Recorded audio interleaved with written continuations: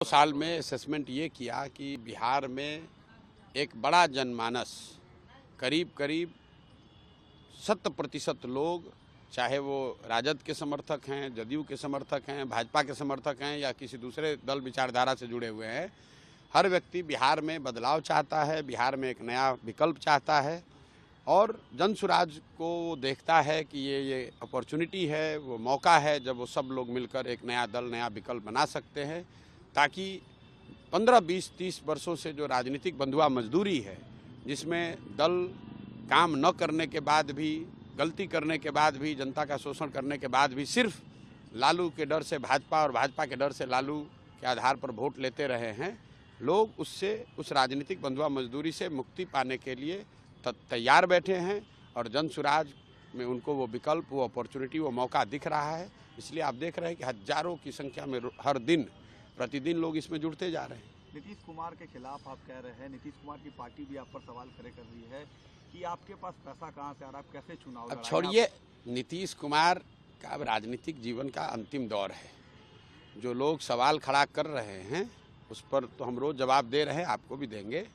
उनको जरा पूछ लीजिए कि 2014 में जब आपका नाव डूब गया था, नीतीश कुमार राजनीतिक भगोड़े के तौर पर मुख्यमंत्री का पद छोड़कर भाग गए थे, राजनीति में से संन्यास लेने की सोच रहे थे, तब उनके नेता हमारे ही पास आए थे मदद मांगने के लिए।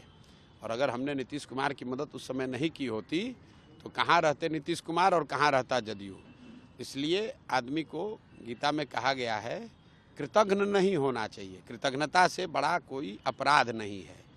तो नीतीश कुमार और जदयू के लोग कम से कम, दूसरे दलों की छोड़ दीजिए, इन लोगों को कृतज्ञ नहीं होना चाहिए, क्योंकि अगर प्रशांत किशोर ने कंधा 2015 में नहीं लगाया होता तो न वो होते, न उनका नेता होता, न उनका दल होता।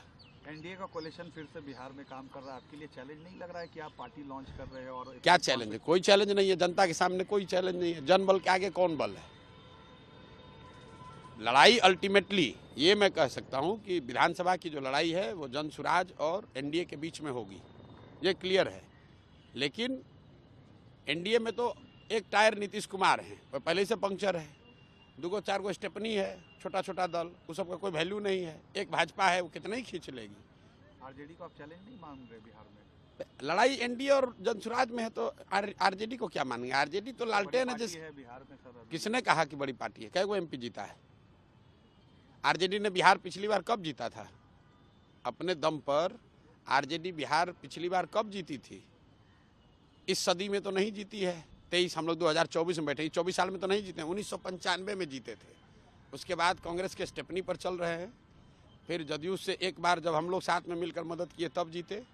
आरजेडी बहुत बड़ा दल है। कौन सा बड़ा दल है? 22 को सीट आया था 2010 में, और पिछली बार जो उनको सीट आया है विधानसभा में, वो चिराग पासवान अगर खड़े नहीं होते तो फिर उनको वही 30-32 सीट आता। और सबसे बड़ी बात है कि जो आरजेडी का जो सपोर्ट है वो क्या है? वो मुसलमानों का वोट है। और सबसे ज़्यादा उन्होंने ठगा डराया किसको है? मुसलमानों को ठगा है, डराया है, मुसलमानों को परेशान बदहाल बनाया है। तो जब आपके किरासन, लालटेन में से किरासन तेल निकल जाएगा तो लालटेन कितना देर जलेगा? नहीं जलेगा। तो आरजेडी का जो किरासन तेल है, आरजेडी के लालटेन का, वो है मुसलमान।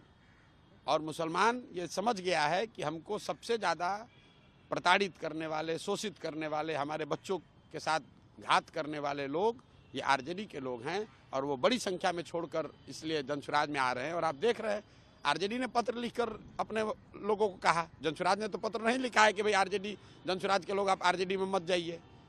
बी टीम होने का आप पर आरोप लगता है बीजेपी के? अरे भाई, आरोप लगाने वाले लोग जो हैं, ये 2 साल पहले करते, कौन है? प्रशांत किशोर।